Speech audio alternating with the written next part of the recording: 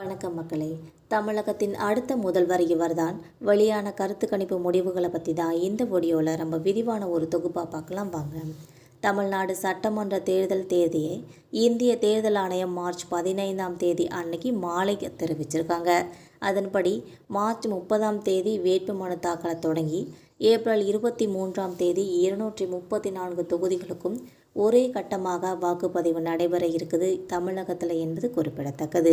இதை தொடர்ந்து மே 4ஆம் தேதி பதிவான வாக்குகள் எண்ணப்பட்டு முடிவுகள் அறிவிக்கப்பட இருக்குது. அன்னைக்கு தினம் மதியமே ஆட்சியை கைப்பற்றப் போவது யாருங்கிறது தெரிய வந்துடும்.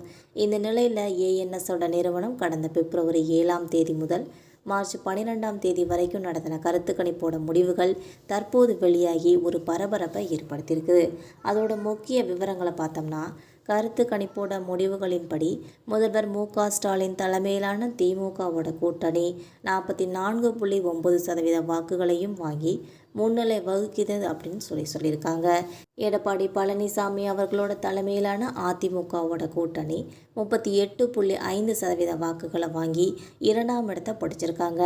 அரசியல் களத்தில் முதல் முறையாக களம் கண்டிருக்க நடிகர் விஜயோட தமிழக வெற்றி கழகம் 9.7% வாக்குகளை வாங்கியிருக்காங்கன்ற தகவலும் அறிவிச்சிருக்காங்க.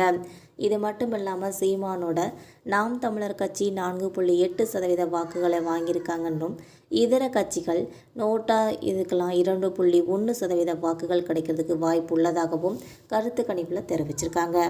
மேலும் வரும் தேர்தலில் மேற்கு மண்டலம் முழுவதுமே திமுக முன்னிலை பெறுங்கிற ஒரு கருத்தும், கடந்த 2021 வென்ற தொகுதிகள் கூட அதிமுகவுக்கு கிடைக்காது என்றும் ஏஎன்எஸோட கருத்து கணிப்பில் தெரிவிச்சிருக்காங்க. தமிழ்நாடு, புதுச்சேரி, கேரளா, மேற்கு வங்கம், அஸ்ஸாம் உள்ளிட்ட மாநிலங்களுக்கு சட்டமன்ற தேர்தலும் அறிவிக்கப்பட்டிருக்கு. தமிழ்நாட்டிற்கு வரும் ஏப்ரல் 23ஆம் தேதி வாக்குப்பதிவு நடைபெறும்னு சொல்லி அறிவிச்சிருக்காங்க. ஆட்சியை தக்க வைக்கிறதுக்காக திமுகவோட கூட்டணியும் ஆட்சியை பிடிக்கிறதுக்காக அதிமுகவோட கூட்டணியும் நிறைய வியூகங்களை வகுத்து வந்துட்டுருக்காங்க. இதை நம்ம கண்கூடாவே பார்க்க முடியுதுன்னு சொல்லலாம். நாம் தமிழர் மற்றும் தாவேகா கட்சிகளும் ரொம்ப களத்தில் வேகமாக செயல்பட்டு தான் இருக்கிறாங்க. இன்னொரு பக்கம் திமுக சுமார் 22 கட்சிகளோட ஒரு பிரம்மாண்ட கூட்டணியை அமைச்சிருக்குன்னே சொல்லலாம். கூட்டணி கட்சிகளோட தொகுதி பங்கீடு பேச்சுவார்த்தையை நடத்தி தொகுதிகளை இறுதி செய்கிற பணியில் ஈடுபட்டு தான் வந்துக்கிட்டு இருக்காங்க. இந்த நிலையில் வரும் தேர்தலில் மேற்கு மண்டலம் முழுவதுமே திமுக முன்னிலை பெறும்ன்ற தகவலையும் ஏஎன்எஸோட கருத்து கணிப்பில் தெரிவிச்சிருக்காங்க என்பது குறிப்பிடத்தக்கது. மக்களை, இந்த கருத்து கணிப்பை பற்றின உங்களோட கருத்து என்னென்னு மறக்காமல் நம்ம கமெண்ட் பாக்ஸில் தெரிவிங்க. அதே போல் நீங்கள் எந்த கட்சிக்கு ஓட்டு போடுவீங்கன்றதையும் மறக்காமல் நம்ம கமெண்ட் பாக்ஸில் தெரிவிங்க.